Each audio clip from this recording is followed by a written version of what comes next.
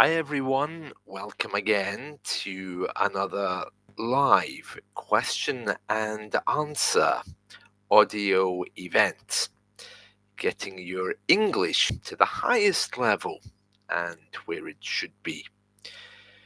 This event will be recorded and I'm waiting for your questions to try to answer them, perhaps about English grammar, English life here in the UK, and any other questions you might have about the English speaking world.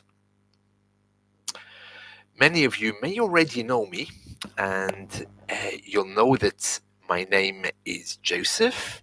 You also know that I teach English as a foreign language here on the internet.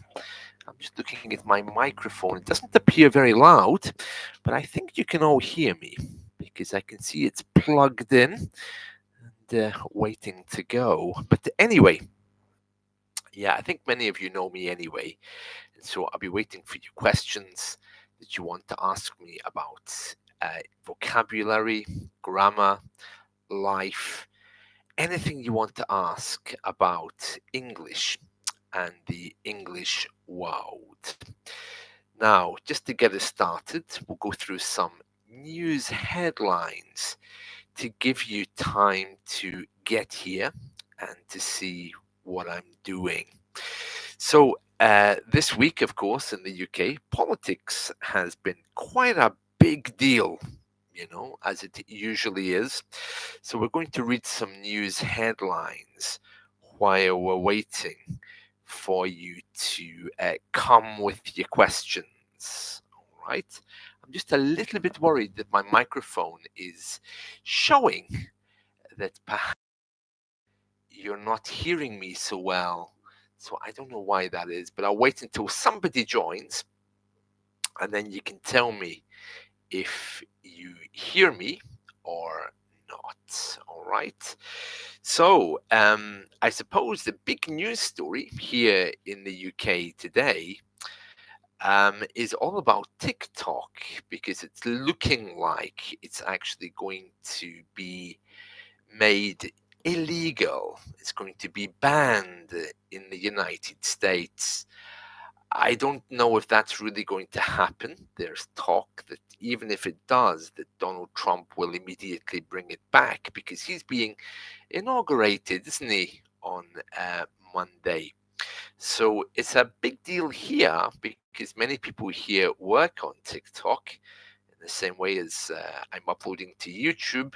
I also upload to Spotify and some other platforms, but I've never actually used TikTok, so I don't know what that's like. If you're just joining us, this is a live question and answer event for you to ask me any questions you want about English grammar, English life, uh, living here in the UK. Oh, there's Fabio. Hello, Fabio. Hope you're doing well. I just started reading the news headlines, which are kind of dominated by TikTok. So I'm just going through a news story. But if you have any questions, Fabio, about life here in the UK, please do present them and I'll do my best to answer.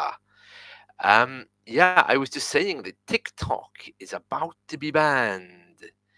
Yeah, I don't use TikTok either, but it's very popular. I love choreography. I love to see people dancing.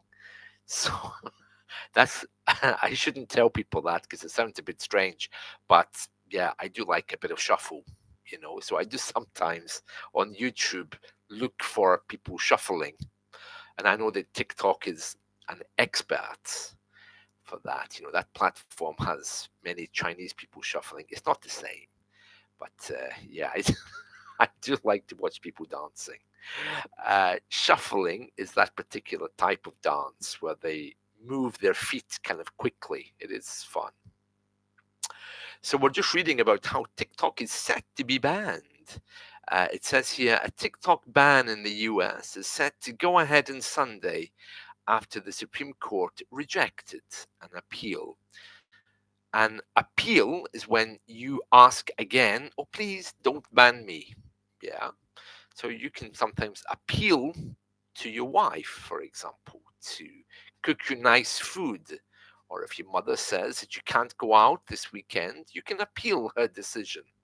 To appeal is to try to ask for a second chance, or that the thing might be reduced, whatever it is. So a TikTok ban is looming, it is coming down, and there was an appeal and it wasn't successful. So it does look like TikTok is about to be banned. And it says here what a ban looks like and how it would be enforced remains uncertain. The White House says it will leave enforcement to the Trump administration, but they've already said that Trump will find a way to reverse it. So I don't know what's going to happen there. Well, I'm waiting for your questions. This is a live English Q&A question and answer event. So if you have a question about the English speaking world, about anything related to English life and culture, like why we have two taps, why British people look intrinsically evil, feel free to ask me and I'll do my best to try and answer. I'm a bit worried about my microphone because it's showing that you don't actually have a lot of audio from me. It's not very powerful. It shows me a little dial. So please let me know you can hear me okay. And if you have any questions, put them in the chat and I will do my best to try to answer them for you. Right, I'm just doing some headline news while I'm waiting for your questions about English. A lot of it is about TikTok. Even in the local news, because many people here use TikTok. And what else do we have here? Let's see.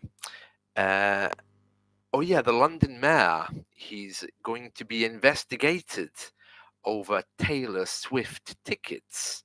Apparently, the London mayor, Sadiq Khan, he accepted free Taylor Swift tickets when she was here in London, but he didn't declare them properly. So that's currently being looked at. It says here the Mayor of London will be investigated by the Greater London Authority over his acceptance of free tickets to a Taylor Swift concert. So very interesting. The Tories, that's the Conservative Party. It's an old word, Tory. It just means robber, someone who steals, but it doesn't really have a meaning when we use it politically, but historically, that's what they were called. It says here, the Tories in the London Assembly asked the monitoring officer to probe a potential breach of the rules. A breach of the rules is when you break the rules. Okay, here's a question from Fabio. He says, do you have carpets in your house? I've read somewhere that British people love carpets and houses are covered in carpets. Yes, we do, Fabio. We have carpets. Yes, absolutely. One of the reasons why we have them is because it's cold. And the other reasons why we have them is for noise insulation, because we have a lot of very old buildings which have been converted into homes. If you look at our old architecture, they were built a long time before technology, before TV, radio, and even today, I hear my neighbors moving around, as in most apartment blocks in the world, I think. Carpets help us a little bit to get rid of the noise. But we do have a fashion here in the UK for many people to simply use what we call bare floors. That means wooden floors, basically. The problem, though, is you can hear footsteps, and that's a big problem. So we do love carpets because of the cold weather, and also for the purposes of insulation. So yes, we have a lot of those. I don't know any house which doesn't have carpets. Even the houses which have bare floorboards, or wooden floors. Usually they have rugs on the top anyway because it's too cold just to have bare floors. I know my landlord, when I moved into this apartment, he told me that um, he doesn't allow wooden floors unless you live on the bottom. So if you are in an apartment block, you can have wooden floors in the bottom, but not directly above. I think the woman upstairs has wooden floors because when she's walking, she has a heavy foot. And when she's wearing shoes, I hear a lot. I mean, it's not a big problem. I think if you live in an apartment block, you hear things anyway. But that's why we love carpets. Yes. And yeah, living in an apartment block, that would be absolutely necessary because the separating floors aren't stone, they're wooden. And we even have apartment blocks made of wood. Isn't that strange? Yes. Hopefully that answers your question. Right, I was reading a story there about the Mayor of London who's going to be investigated by the Greater London Authority over his acceptance of free tickets to go to the Taylor Swift concert. We'll just read the next paragraph here. It says, a spokesperson for Sir Sadiq Khan, he recently received an award from the King, so he's now Sir Sadiq. They say any gift accepted by the mayor is declared openly and transparently. In this case, there was an administrative error which was corrected. The mayor received 6 tickets worth about £3,000 from a private events company to watch the American star from a box at Wembley Stadium on the 15th of August. There were 5 other members of City Hall staff with him, including 2 senior officials. And of course, the Mayor of London is elected from the Labour Party. So the Conservative, one Conservative person here is saying the Mayor had appeared to contravene. That means go against the rules, to contravene the gifts and hospitality procedure. Well, it was just an admin error, I think. And the Conservatives, the Tories, asked whether there was any reason a technical fault could have legitimately prevented the correct declaration. But they've already said it was an admin error, but it's turning into a big issue. And the headline here says, answers are desperately needed. Yeah, very interesting. There's a picture of him here. Yeah, getting back to the carpet, Fabio, that there's a few other things to say about that, I think. Of course, carpets need to be vacuumed.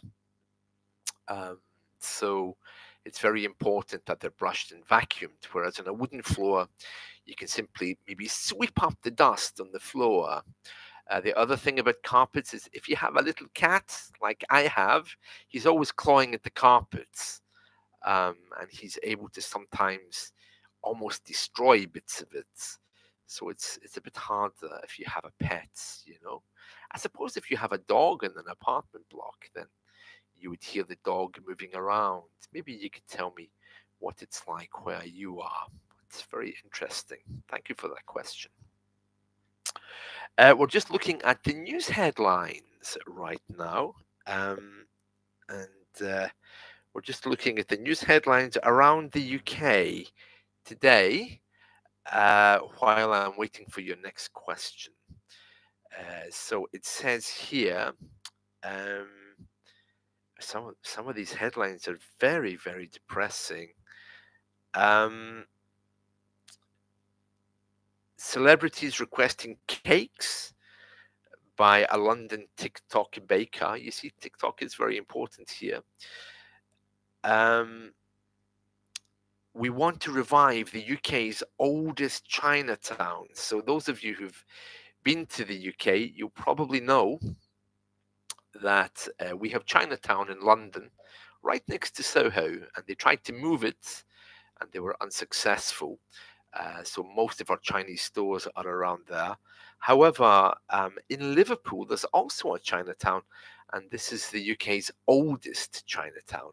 It says here, business owners in Liverpool's Chinatown, home to the oldest Chinese community in Europe, say they hope planned investments will boost the area's fortunes.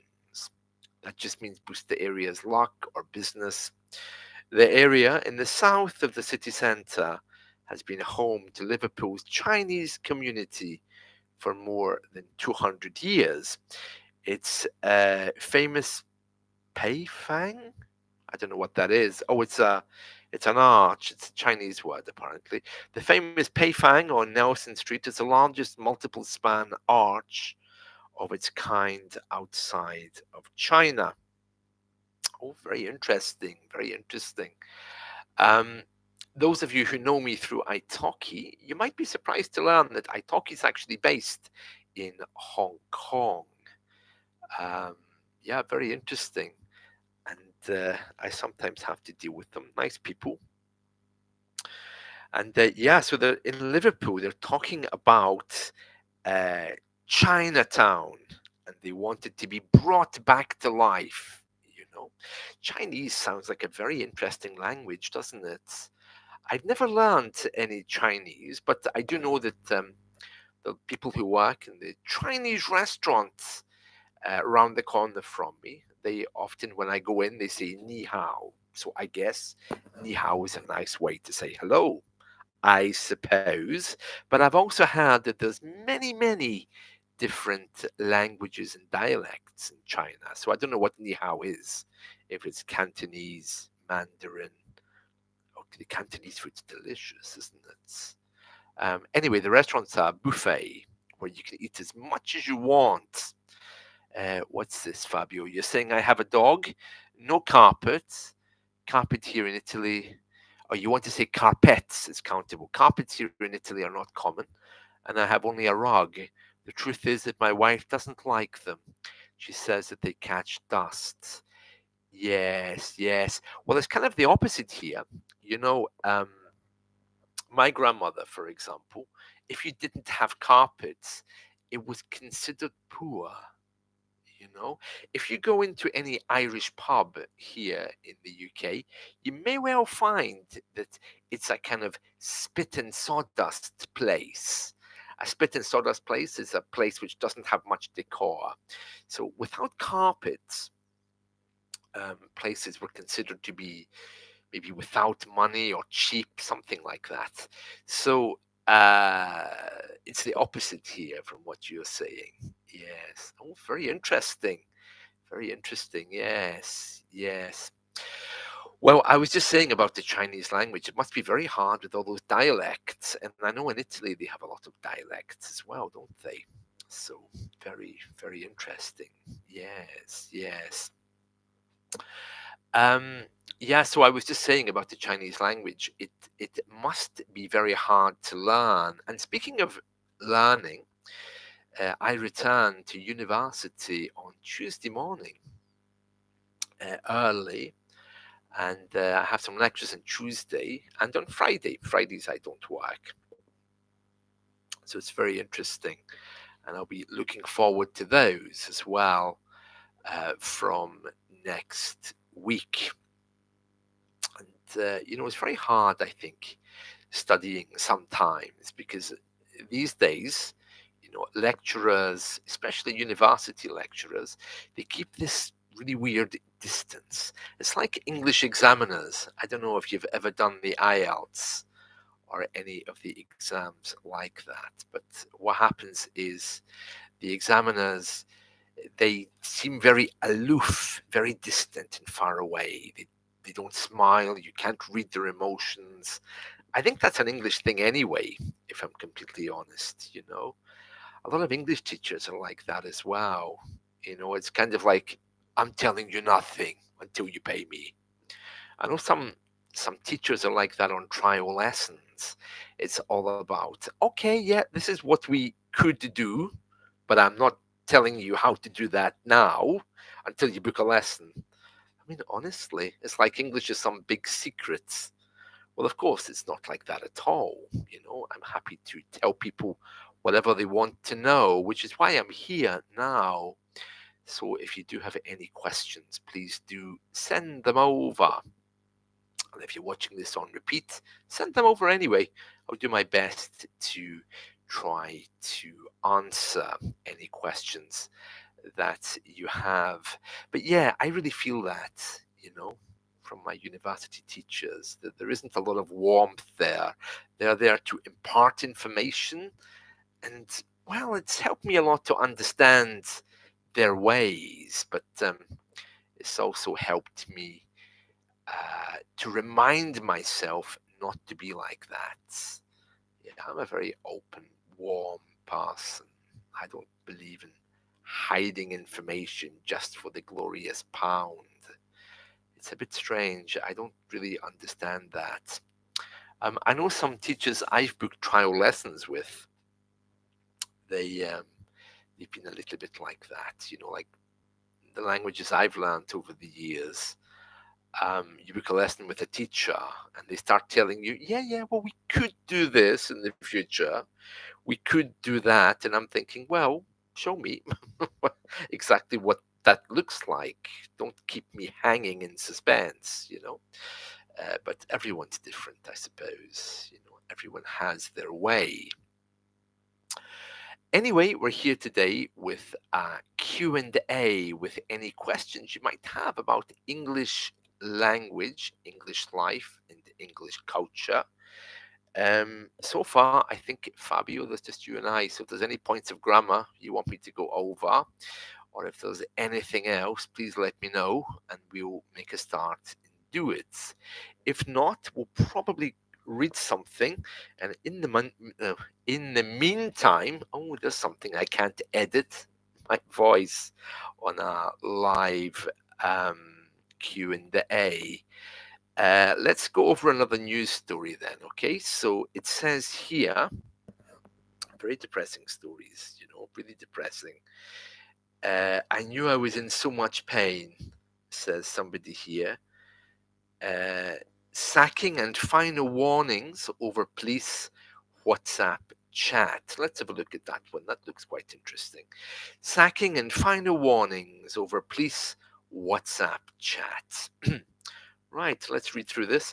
A police officer has been sacked, that just means fired, and others were handed final warnings over messages posted in a work WhatsApp group. A disciplinary hearing into 6 serving and former Dorset police officers previously found 4 committed gross misconduct and 2 committed misconduct. Gross misconduct means more serious. Okay. It says here the officers were all part of a team created to tackle drug supplies through county lines, operations, and help safeguard victims of cuckooing. I'll tell you what that is in a minute. If you're just joining us, my name's Joseph, and I'm here to answer any questions you have about the English language, grammar, vocabulary, or about the English life. If you have any questions about why we do things the way we do, send them over in the chat, and I'll do my best to try to answer them for you. And in the meantime, we're reading some news stories, and it looks like a police officer is in big trouble because they've been sharing information in WhatsApp. And just in the final sentence I read there, it says that the police help people, they help victims of cuckooing. Cuckoo is the bird, that's the one which takes other birds' nests. It arrives, it kicks the bird out, and it makes the nest theirs. Okay, that's a cuckoo. So cuckooing in English is when somebody moves into your house and you can't get rid of them. We've had a number of incidents like this. Our older people live alone, and you have bad neighbors who maybe can't pay their bills. They knock on your door, they make an excuse to get in, and then they don't leave. And we have instances where many of our old people are forced to share their property with someone that they don't know. And this is a very serious thing, and please take it very seriously. It is called cuckooing, because that's what the cuckoo bird does. Right, a question here. What about the prefix miss, as in misunderstand, misprint, misread? Can I add it to any verb to express the idea that something is wrong? You can't add it to any verb. Some verbs don't take it. For example, miss sleep. That sounds like the name of a really bad beauty queen from 1987. So some verbs don't accept miss. Others do. But in general, yes, you can add miss to the beginning of something to show that it was a mistake. And your examples are very good. Misprint, misread. But misprint is actually a noun.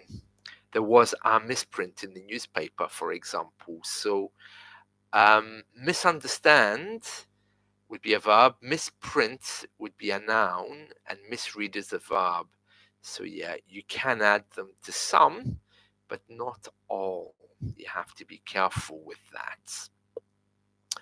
Well, we're here today to answer any questions you have about English life, English grammar, English language, English culture, whatever you want to ask me, I'm going to try to answer them. Okay, so we currently have 3 viewers, so please do put your questions in the chat, and I'll do my best to get you an answer, even if it's something that I don't know.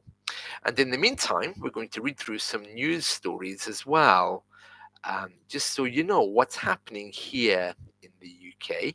And if you have any questions about life here, grammar, vocabulary, how we live, why we have 2 taps instead of 1, that's a really weird thing. Just please put them in the chat.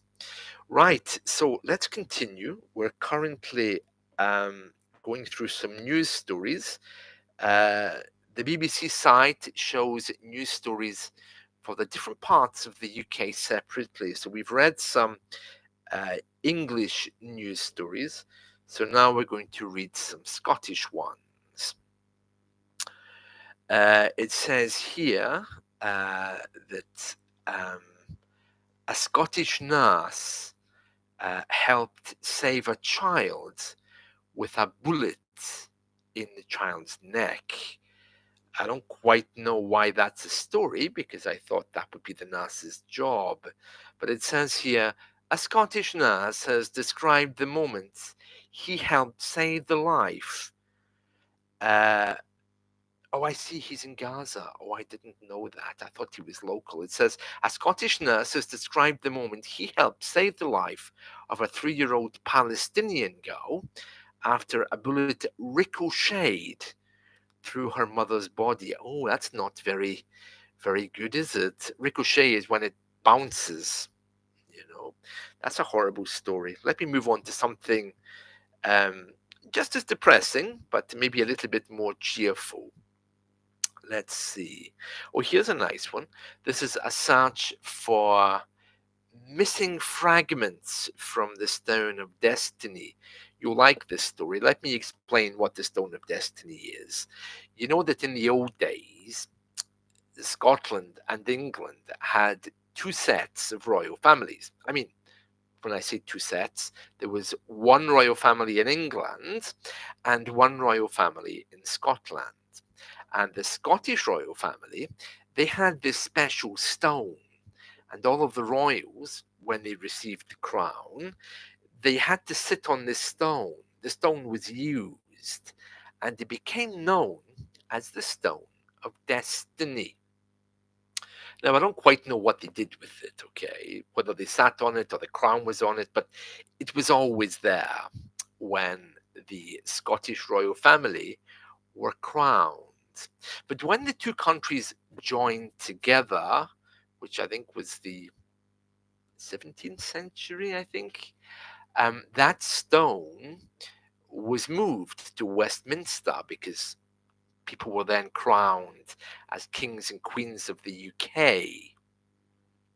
So what happened was they actually moved that stone to Westminster in London, and then it was stolen, and it ended up years later back in Scotland, and now it's split in half, and it's I think kept in a special case, and it says here there's a search underway for missing fragments. That means missing little bits because the stone at one point was one complete stone. Let's see what it says. A search is underway to trace up to 30 missing fragments or missing bits of the Stone of Destiny, the ancient coronation stone of Scottish kings. The pieces were separated from the artifact, that just means from the main historical thing, in this case it's a stone, when it was secretly repaired following its famous removal from Westminster Abbey in 1950 by nationalists. Interesting, it says following its famous removal, well, it was stolen, as far as I know. It says here there's 34 bits of it missing, and they want to try to find those bits. I don't think they will. I mean, if you steal a stone and it gets damaged in transit, I'm sure nobody kept it. Nobody kept those little bits of stone. Be a bit strange that. It says here the 152 kilograms. Oh, I'm not good with the metric system. I don't know what that is. The 152 kilogram sandstone block split into two parts during the famous Christmas Day raid in 1950, when four independence students removed it from Westminster Abbey and took it back to Scotland. Then they have a big picture of it here as well. So basically, the Stone of Destiny, as I was saying a moment ago, is the stone that's used to crown Scottish kings. When Scotland and England created the UK, it was taken to England, then stolen by Scottish people, and it split. So there's 34 bits of it missing, and they're trying to find them. So that's in the news today as well.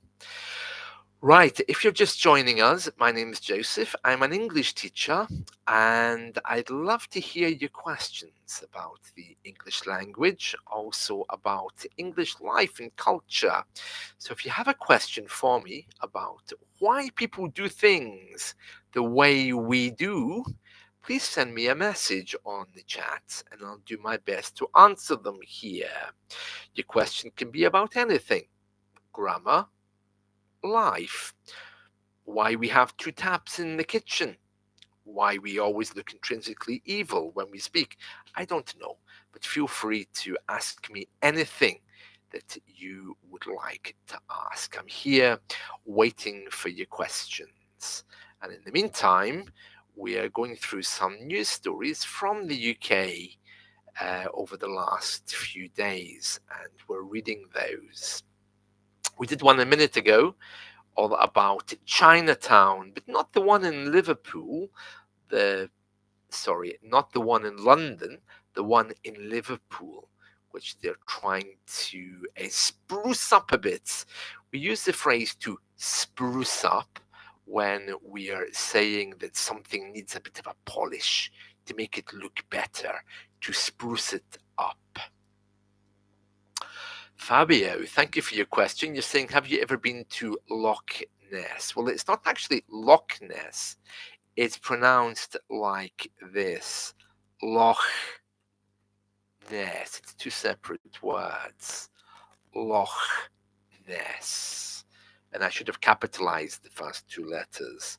No, I don't believe in monsters. No.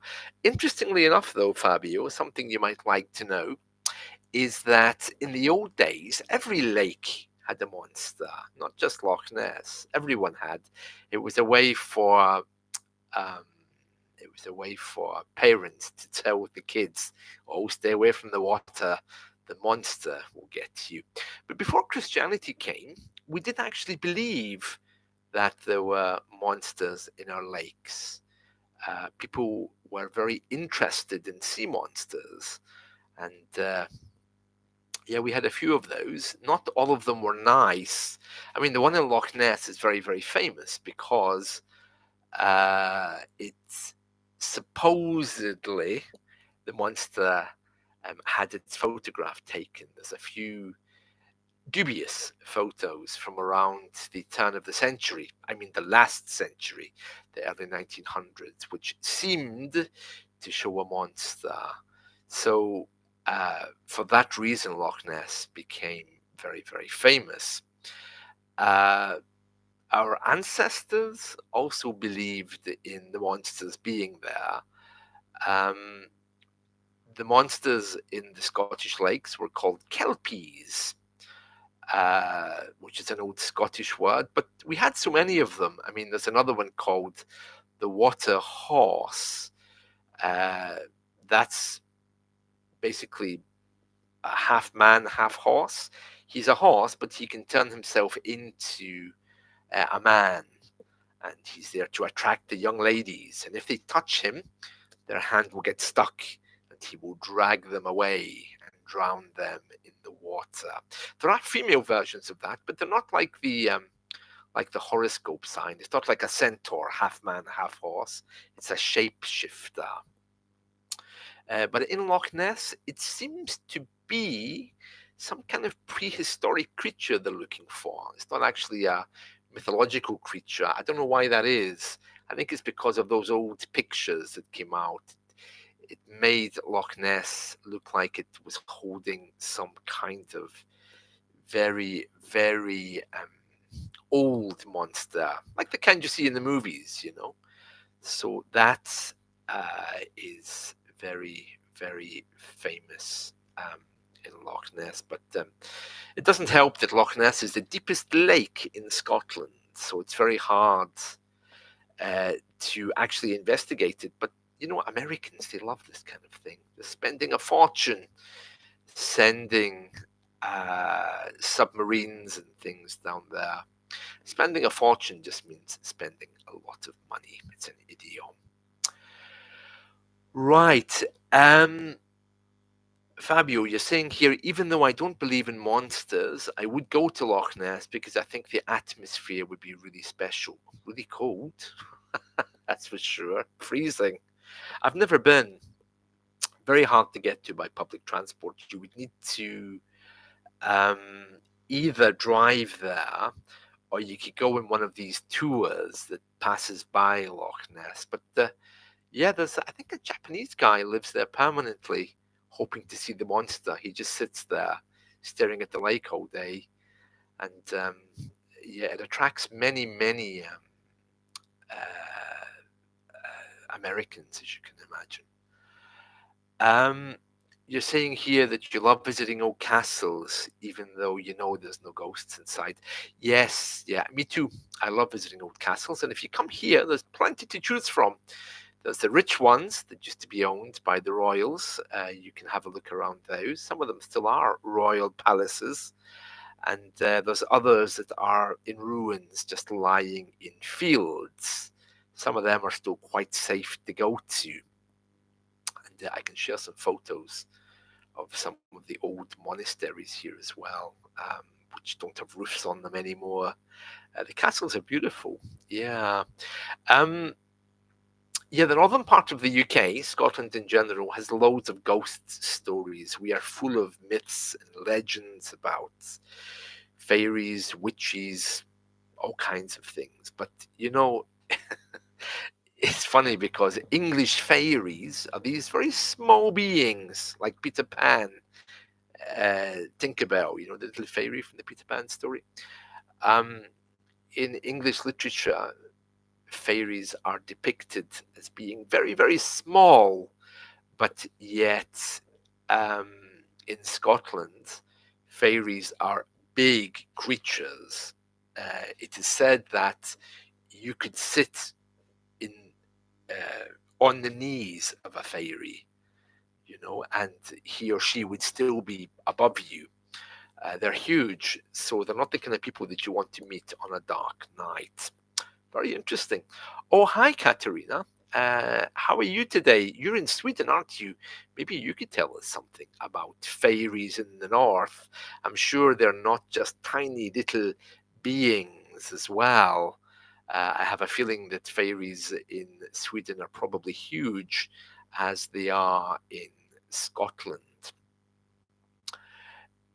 What's this? Have you ever attended fox hunting? I know that it is now forbidden. It is forbidden, but it still happens. It happens illegally, and farmers turn a blind eye when it happens. They turn a blind eye, meaning they ignore it because they want rid of the foxes. So they tend not to take any action when a fox hunt is taking place. Oh, here's someone else. Iman. Hello, Iman. Any questions for me? Hello to you too. Tell us where you're from. Be very interesting to see. Fox hunting. I don't know if Britain's the only place where we have those. But yeah, they've been banned for quite some time now, prohibited. But our royals loved it. It was a royal sport, very much an aristocratic sport. So I'm sure it does still happen. I've never personally attended one. I mean, I know I'm vegetarian, but I really don't care about animals. I just don't want to eat them. That's all.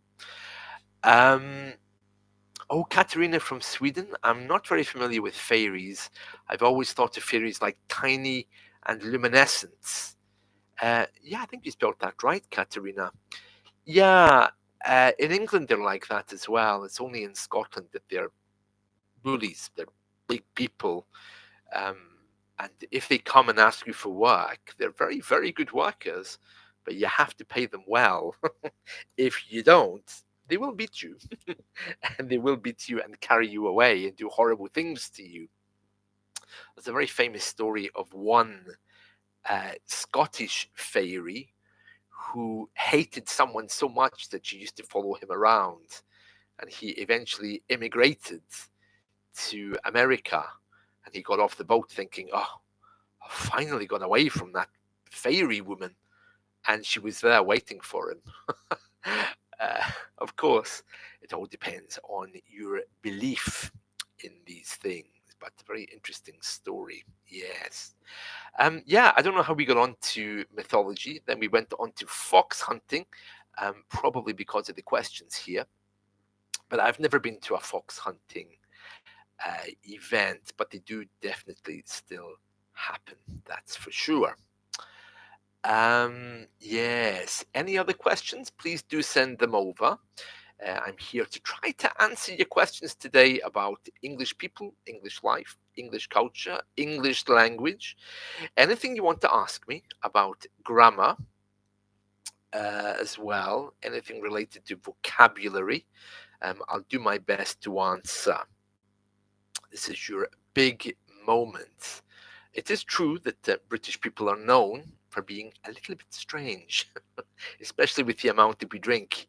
So any questions that you have, please do send them over. And we're also reading some news. We've done some English news. The BBC website shows you English news, Scottish news, Welsh news separately. So we're going to move on and do another news story. So what's this? Let me see. There was something there about the king just a moment ago. So let me see if I can find that story.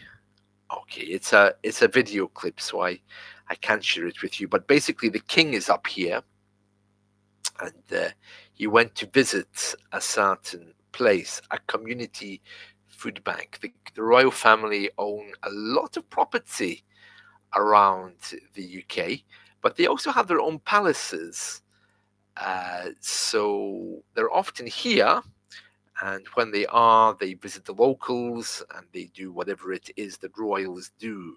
I'm afraid I'm not much of a royalist, but they do pop up here from time to time. Right, we'll move on. We're going to look at some news stories in Wales. That's the western part of the UK. Um, they're having issues with water, it seems. Thousands face a 2-day wait for water as a main pipe is being fixed. It says here thousands of homes in Wales are said to be without water for another 2 days, despite a burst water pipe that caused widespread disruption being fixed. So they fixed the problem, but they're still not getting the water. Our water companies are all private, they're not owned by the government. It says here Welsh Water said the pipe, which is in a part of Wales called Conwy County, it split on Wednesday. It'd been repaired, but water would not be fully restored for up to 48 hours. There we are. Very interesting. Okay, Fabio, what do you think here? I was thinking that the most famous British comedian, at least in Italy, the most famous British comedians, Mr. Bean and Benny Hill, and they both became famous without saying a single word. Yeah, that's certainly true, Fabio. Yes, that's certainly true. Mr. Bean and Benny Hill are both very famous. I never liked Mr. Bean. I don't know why. I just thought he was really creepy. I didn't like him at all. I couldn't get into the humor. But British humor is a little bit strange anyway. I know that around the world everyone loves it, but oh no, no. I mean, I do like to watch Are You Being Served? I don't know if you've seen that one. It's kind of like Benny Hill, if you know who, um, well, of course you know who Benny Hill is. You've mentioned him here. Benny Hill was a very famous comedian. He lived by the River Thames in London, and around 1990, when all of our TV channels changed, he didn't have much of a career after that. He lost his TV show, and then he died without having any family some years later. Very sad. Very sad. They say that he walked around alone um, in his home, which was near Teddington, near the TV studios. But yeah, Benny Hill was very famous. We have we have another TV show. Try to find it. It's called Are You Being Served? And it has all of the toilet humor, which British or English comedy is very famous for. You might like that. Are You Being Served? If you like Benny Hill, I'm sure you would love Are You Being Served? It was a large department store. And in that large department store, you had the gents department and the women's department. And they were always talking to each other. It's very, very funny.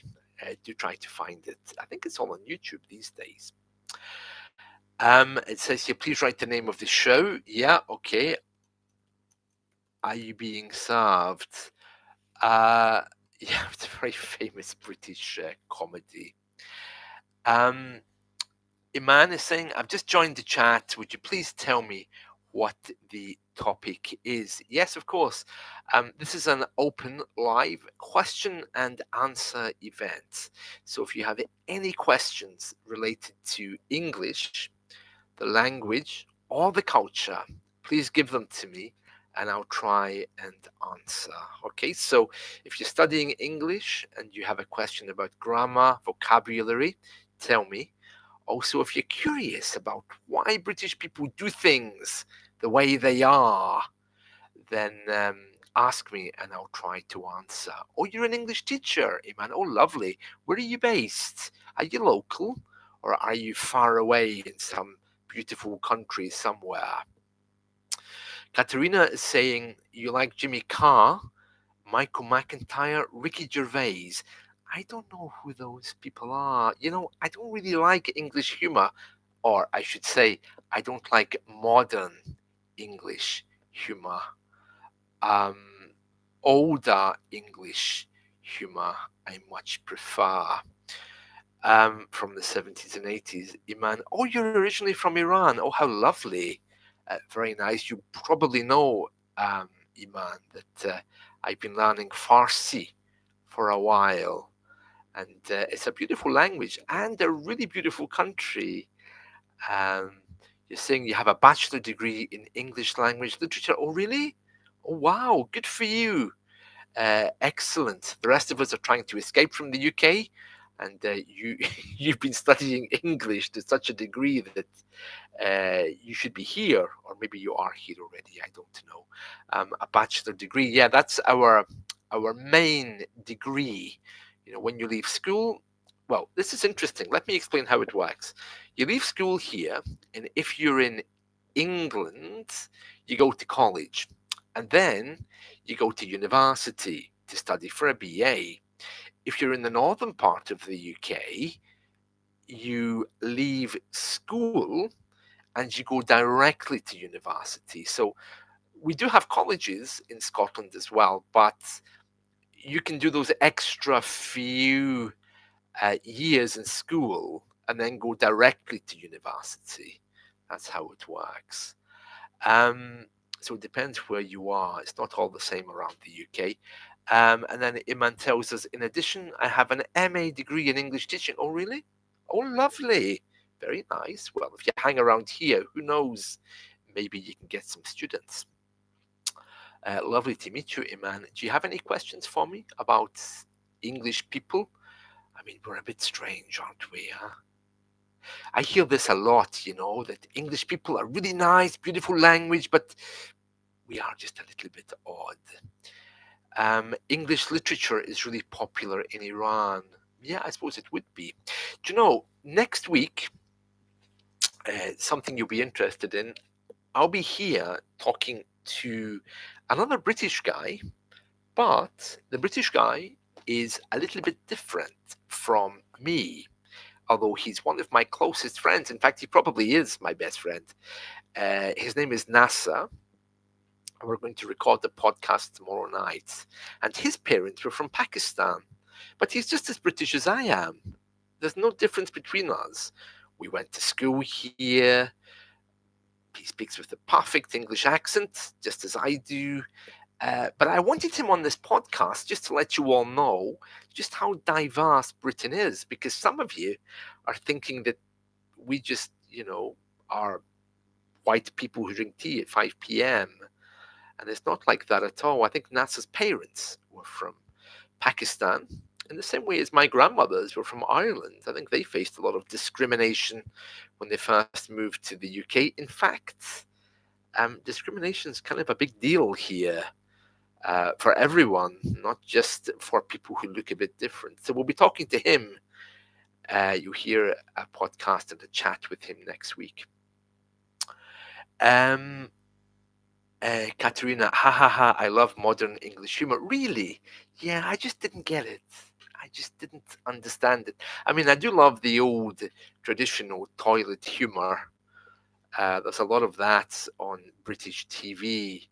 I was telling somebody else, Fabio, I think it was, a moment ago, about Are You Being Served? For those of you who like London, right at Piccadilly Circus, when I was a boy, there was a massive department store, one of these big ones with like 10 floors, and they're always very posh, Hello. Like Selfridges or Harrods. And when I was a boy, you couldn't go into Selfridges or Harrods if you were wearing jeans. You had to be wearing a suit. You had to be rich, basically. So of course, I never got into Selfridges and Harrods when I was a boy. Very sad, isn't it, to think back? I remember with my grandparents, they wanted to go and see what it was like, and they got to the door, and the doorman said, "Sorry, you're not dressed appropriately." Like going to a nightclub. But those days have changed.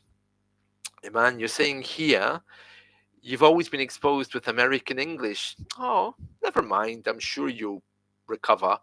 And I think I'm pretty weak at understanding British English. I can understand you very well right now, but when it comes to British English, you're heartbroken. Yeah. Well, to be honest with you, Iman, as I'm always saying, I don't know if you know this, but up until 1990 on the media, you had to speak Queen's English. Hello. Yeah, it's very nice. Very nice. But since then, regional accents are encouraged and allowed, especially these days. A lot of the news reporters don't speak well. I was watching the weather a few weeks ago, the Welsh guy. I couldn't understand the words he was saying. And I think, why bother? You know, why would you put someone like that on TV if they can't speak well? So yes, British English can be very difficult. The days of received pronunciation on the media have gone. But still, if you are interested, try listening to LBC. It's a 24-hour commercial radio station. They speak very well. And it's a telephone call-in 24-hour program thing that they do. So you'll hear a lot of our regional accents on there. Also, BBC Radio 4, very polite. Hello, BBC Radio 4, yes. It's a good one. And BBC Radio 5 is also speech, but it's more informal. So if you download the BBC Sounds app, you should be able. Let's see, is it true that even the British have problem understanding adult? What's adult? Adult? No idea what that is. Is it true that even the British have problem understanding adult? Help me out, Iman, or anyone else that knows. Oh, maybe you mean Adele. Is it Adele, the singer? I think you spelled it wrong. Adele. Yeah, I've listened to some of her stuff. I think in singing I understand, but when she does interviews, yeah, she speaks sometimes in a very slang kind of way. So yeah, no problem, man. Yeah, we do sometimes have problems with people like that. Yes, yeah. Some people want to retain their accents to make it a point of their identity. Um, do you know? Let me tell you a story. In the old days, when people emigrated to the UK, we were very, very industrial. And what happened was you would come to the UK, you would try to find work, you would go to the local factory, and of course, everyone would be completely local. And they would tell you, okay, well, what's your name? They would ask. And you could answer something like, oh, my name is, let's say, Mohammed Akbar. Okay. And they would say, what? Mohammed? Oh, we're not having any of that here. Let's just call you John Smith, local name. The next thing you know, you're called John Smith. Your name is changed to John Smith. And then you have no choice except to fit in, to try to talk the way they do. Now, that was 60, 70, 80 years ago. Um, my parents' generation, my grandparents' generation. But if you come to the UK now, people say, what's your name? And if you say, for example, Iman, they'll say, oh, how lovely. Oh, very nice. You're very welcome. And in the background, everyone's thinking, Iman, how do I say that? Oh, I'll look it up on YouTube. Iman. Okay, fine. So it's a very different world we live in these days. So it's almost like the UK is breaking up into different bits, and every bit is very proud of their accent now. So the concept of learning English and speaking received pronunciation to show your education, that's beginning to disappear now, which is sad. But yeah, it's very interesting. Very interesting. I think it may have been on the last podcast or one of my podcasts recently. I was telling the story about a friend of mine, and when I was a boy, we were playing football together, myself and this friend. And my mother asked him, "How's your father?" And he said, "Fine." And my mother said, "Yes, I remember when he came from Poland. But this boy had a very Scottish name." And they explained to me that how in the old days, when people immigrated to the UK, they often changed their name or they wanted to forget their identity. Very interesting, isn't it? But a different world now we're living in, a very different world. Well, I hope everything is well for you in Iran, Iman. I know that everywhere in the world is going through something. We're all struggling a bit with politics, but I hope things in your neck of the woods, it just means your part of the world, are going very, very well, or at least okay anyway. Right, so yes, any other questions anybody has for me about English language, English life, English culture? If you have any questions, send them over. I'll do my best to try to answer them. And in the meantime, I'm going to just read another news story. We'll stay on here maybe for another 15-20 minutes if you have time. And let's see. So we were reading a story from Wales a moment ago. Yes. So let's see what we have here. Okay, this is another Welsh story. A student finds a bride's unseen 1960s wedding video. Yeah, so basically, a student has uncovered a wedding video from the 60s. The woman who's getting married, we call her the bride. And the man who's getting married, we call him the groom. A grandmother said she was blown away. That just means, excited. After viewing previously unseen clips from her wedding almost 60 years ago, found by a film student in an antiques shop. Yeah, my parents' wedding was recorded, but I don't know whatever happened to that recording. Be nice to find, wouldn't it? Let's see. Fabio's asking here, why do you say send it over, like send questions over? What's the difference between send and send over? A very good question, Fabio. A very good question. Let me just take some water and then I'll answer it for you.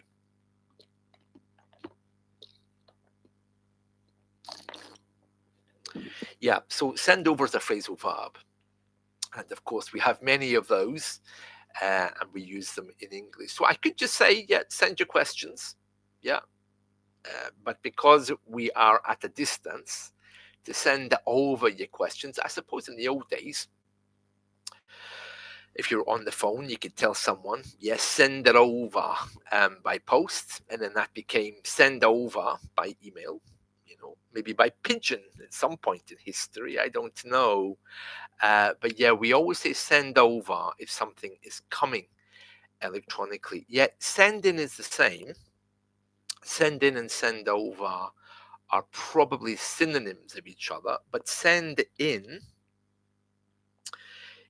used to be used when, for example, you had a TV show and it wasn't live. They were just saying, send in your questions, and you had to write them down, post them in to the studio. I suppose send overs kind of replaced send in because now we're using electronic means. So over, I suppose, works better, I guess. Yeah, send over. I haven't had send in a while, but I would use it if this wasn't live, maybe. I would say send in your questions. But it kind of implies postage. It sounds like postage. I'm here, you're there. Send them in. Go and buy a envelope and send them to me, So send over works better, at least these days. Yes. Phrasal verbs, they're always hard, aren't they? Actually, did you know that phrasal verbs are often misunderstood around the English-speaking world. They can be very regional, phrasal verbs. They're problematic.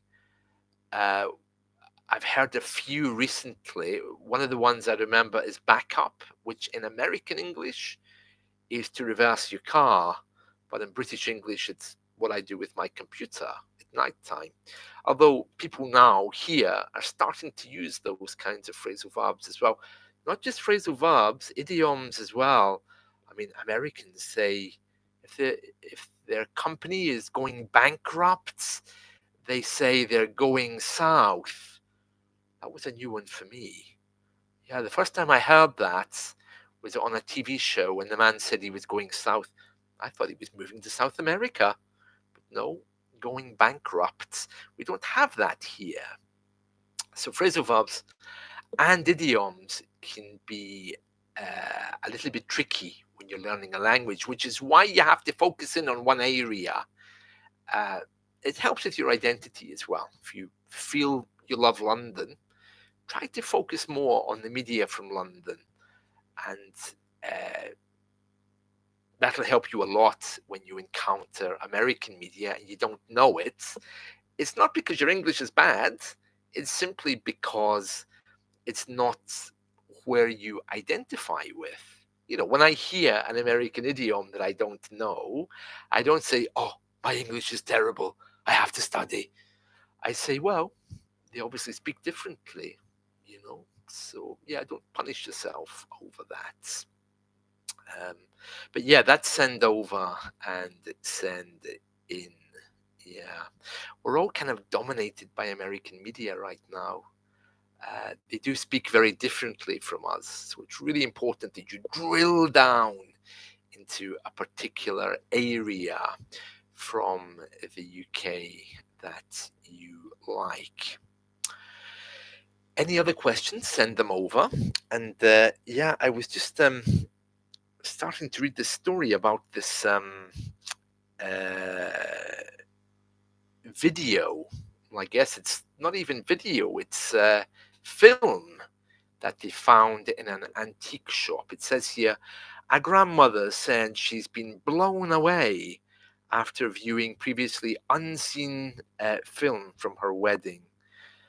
They were married in 1966, and it's recently been uncovered. She says it's unbelievable that they were able to see that. It's in color as well, which is a bit strange. I have my parents' wedding photos.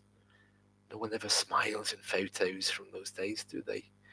What's this? What should we do about shy students in a class? I've got a student who's really shy, and I think she is afraid of speaking and making mistakes. How can I help her out? How can I overcome this problem with my students? Okay, so the question is, if you have a classroom full of students and one is really, really shy and doesn't want to speak, how do you help her? Well, I think what I would do is I would create a safe environment. So create a game which is completely inclusive. And that way she can see everyone taking a turn and she has to also. And when she hears other people making mistakes, she won't be so nervous about her making a mistake. And then she knows she's going to get asked as well, because letting her remain silent is never a good idea, you know. So yeah, inclusive games. The other thing you could do is you could partner them up. So you could put her with somebody else that likes to talk, and hopefully that would make her feel more able to contribute. You also could have people helping you in the class. You could force her to be the one that looks after the whiteboard, give her jobs to do, you know, to make sure that her other skills are being utilized. What I do in group classes sometimes, if they're face-to-face in the classroom, is I try to break the atmosphere a little bit by carrying a tennis ball. and it keeps everyone awake because I bounce it and everyone's looking at this ball. Because in a class sometimes people are looking into the distance and they're not paying attention. So I bounce this ball and sometimes throw it off the back wall, and everyone is, what's he going to do with that ball next? And if someone isn't paying attention, I can say, hey, catch the ball and throw it at them. um, it helps people to pay attention more as well. So these kind of things are really good. But if this girl is really, really shy, yeah, bring her out by ensuring that she contributes in uh, group classes or um, in the class as a whole. Create an environment where everyone has to speak in some kind of chain. If she really doesn't have a voice and she needs some personal help, get her to shadow, because when you hear and repeat an English voice, it gives you power, and she can do that at home, and then that might help her. But once she does it a few times, she'll be fine. But I suppose there's also cultural considerations. I don't know if, as adults, men and women in your country are educated together separately. I know that um, as children, you guys are educated separately. Boys go to one class, women go to another. I don't know how that works. It used to be like that here as well. In fact, when I was at school, I remember the girls entered one entrance and the boys entered via the other. I mean, we were in mixed classes, but yeah, we had separate entrances. Um, they study together. They're in this. Oh, great! Oh, wonderful, excellent. That's in private language schools. They study together, is it? Because I know in the education system as kids they don't. But that's really good that they can study together. Ah, wonderful. Boys and girls study together. Great. Yeah, man. I would try to help her a little bit, by creating that safe environment with some games. I think that would be good. Yes. Right, how are we doing for time? Okay, so we're at 1 hour, 12 minutes. Okay, so we'll go for another 5 minutes or so, and then we'll stop. So, Iman, Fabio, anything else you'd like to ask? Oh, Iman, I'm really happy to help. Yes, so anything else? Remember, subscribe to this channel, like it as well. Go to my website, teacherjoseph.com. You can learn loads more about me. There's 1,000 podcasts on Spotify and YouTube as well, and there's even more video clips than that around. So uh, you have plenty of material to get to know me with. What else do we have here? Let's see. I really, really like to have the chance to study in England. Okay, so are you saying there, I would really like, to have the chance? And Fabio, you're saying I'm shy. For this reason, I struggle with English. Oh, you're not shy, Fabio. We have great conversations when we speak. I would really like to have the chance to study in England. Hey, Iman, do you know why we say I would like? Because it's part of a conditional. For example, would you like a cup of tea? The whole sentence is, would you like a cup of tea if I asked you what you wanted? And then you say, yes, I would like a cup of tea if you asked me what I wanted. Okay, tea? Yes. It's a really weird, polite thing and conditionals. Um, yeah, I think many people would like to have the chance to study in England. It's not that hard, except it's very, very expensive to get here. Um, but it is doable. But for immigration purposes, I mean, right now it's just crazy. Voting for Brexit, whose idea was that to separate us? I loved traveling into Europe, and hopefully I still will. Um, yeah, Fabio, shyness is a big thing, for everyone. But yeah, don't be shy with me or with other English speakers, because we're so used to talking to non-natives that it's so natural for us. We don't hear that you're not native. It's only if you say, I don't understand, that we would think, what? Oh, sorry. So you don't have to be shy with us. Um, Iman, you're saying you're keeping your fingers crossed. Yeah, there's many people like you. Um, I talk to a lot of different people from different countries. I talk to a lot of Iranians as well. I hear some really tragic stories. I know Iran is like one big airport. You're all leaving to go to other places. But you never know. You might end up here. If you have an MA in English, it sounds like here would be a good place to go or to come to. So, yeah, very good. Very good.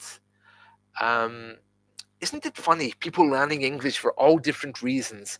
Some for immigration, some just to have a change. Um, yeah, it never ceases to surprise me because I grew up in an English environment. So for me, I take English for granted. I don't think of it as something special, but very interesting, Iman.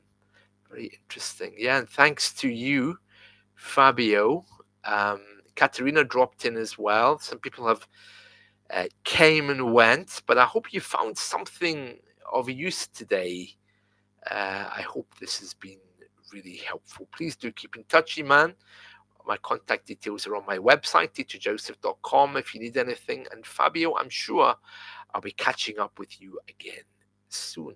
So, any final questions that you guys would like to ask? In my country, more than 85% of people are learning English for moving. Yeah, meanwhile, we're all learning Farsi, trying to get away from the UK. It's funny, isn't it? Did you know that when the Russia-Ukraine war started, there was a massive number of English people started to learn Russian? Um, it's really strange, isn't it? We always do that.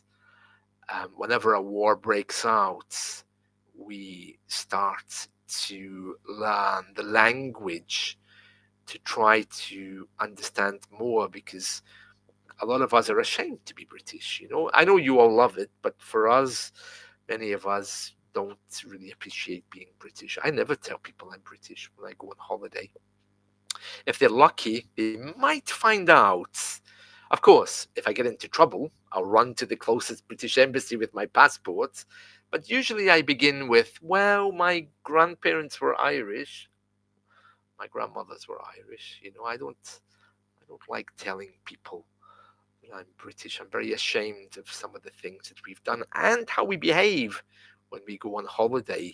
That's not very nice. We've all seen British people, you know, diving into the local fountain or jumping off a hotel balcony. It's a bit crazy why they do that. But anyway, well, 85%. Yeah, you're not alone there, man. Many, many people around the world are leaving. Right, let's wrap it up then, if there's no more questions. So, lovely to see you all. Thank you so much for coming. Subscribe and like if you haven't done so already. And tell your friends that I'm going to be live at least once a week in the future. So you can have your questions ready for me about life, culture, or language. Thanks, Iman. I'm glad that you learned a lot. It'll appear on YouTube shortly under the live section, so you can go back and revisit the fun if you want. Okay, I'll see you guys soon. Take care and let's talk. I'll end our stream now. Bye bye. Bye.